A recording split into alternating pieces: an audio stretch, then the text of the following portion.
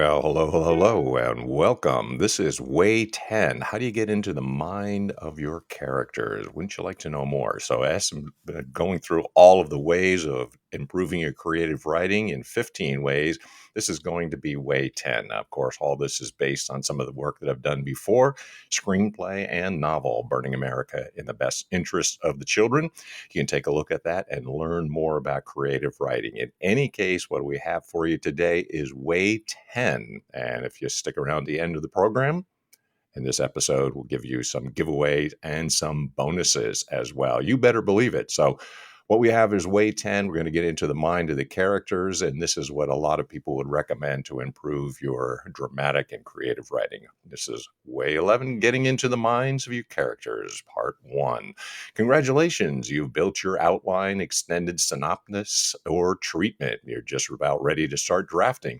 The only thing left is to make sure you have an understanding of the drama genre, what works, what doesn't, and why. Throughout the rest of covering the 15 ways of creative writing, I will focus on building the tools you need to further master this genre. And these ways will sometimes shift away from detailed assignments and focus on lessons to learn about the genre, writing drama screenplays, and how to market them.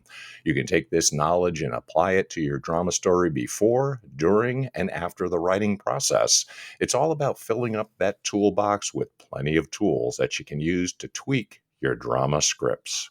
I'm so interested in taking tropes from other movies and putting them into somewhere and something where it doesn't belong. Greta Gerwig, that's a great quote as well, too. Topic: 5 ways to get into the minds of your characters, part 1. Lesson: one of the most common elements of screenwriting that screenwriters struggle with when writing drama most is writing believable characters that pop off the page. Believability has nothing to do with realism. Realism in film is often an oxymoron because most films are fictional, and even those that aren't usually take major creative liberties with the true stories that they depict in order to tell a more cinematic story within a couple of hours of screen time. And that's definitely the case with Burning America. Definitely the same thing. Believability is about presenting a character in any given situation, fantastical or not, that seems real. But how can you create believable characters? How can you possibly offer a believable soldier, cop, detective, alcoholic, or any given character type if you yourself haven't lived as them? How can you possibly offer a believable character in a situation that you've never been in? You must learn the ways to be able to get into the minds of your characters. When that happens, the characters come to life. In the lesson of Way 10, we present the 5 techniques that you can use to get into the minds of their characters. Method screenwriting. Much has been written about the method in the realm of acting. We've seen actors like Marlon Brando, Robert De Niro, Al Pacino, Daniel Day-Lewis, and Christian Bale go to great lengths to truly become the characters that they represent. They physically change their bodies. They learn a language that their character speaks. They live in solitude to discover what it's like to waste away in prison. They walk the dark city streets to get a feel for what it would be like to be a killer. Now, as a bonus, I can show you a short featurette on the top 10 method actors. Get in touch with me and I'll send that to you. The method is something that you should explore, at least on the surface. Actors are tasked with delivering a believable performance on screen for all to see. Thus, they must dig a little deeper to portray the wide range of depth and emotions in what usually become Oscar-worthy performances. You can just touch the surface of any character type or situation that you put your characters in. If anything, your work is the door that is presented to the actors while the actors have the task of opening that door to explore further. For Michael Mann's Collateral, Tom Cruise's preparation for his role had him disguising himself as a UPS driver in order to discover the feeling of having to blend in like his hitman character had to within the story. As a bonus, get in contact with me and I'll show you the footage of Tom Cruise's method. You can take the same type of action to get into the mindsets of your characters. If you're writing a crime drama that involves detectives or police officers, go the distance and try to navigate yourself into a ride along.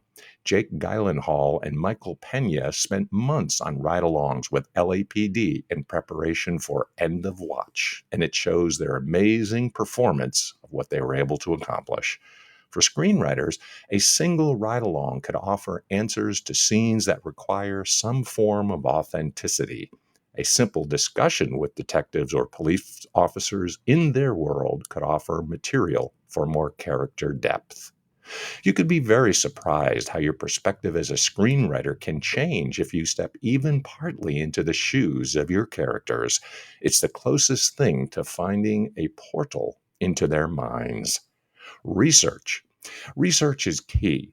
Method screenwriting is certainly part of that process. However, in this case, we're talking less about getting into their shoes directly and more about hearing and reading from real life people that have been in those positions or situations.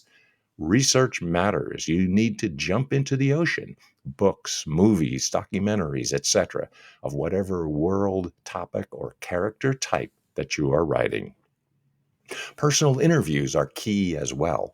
Find police officers, doctors, soldiers, office managers, car salesmen, teachers, or whatever character type to interview.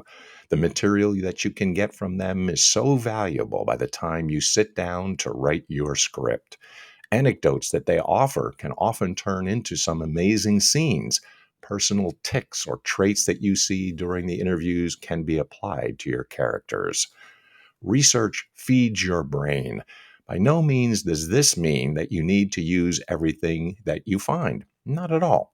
However, the way that our brains work is beyond comprehension. If you feed your brain with information, it will subconsciously connect it with whatever applies. In your case, the script.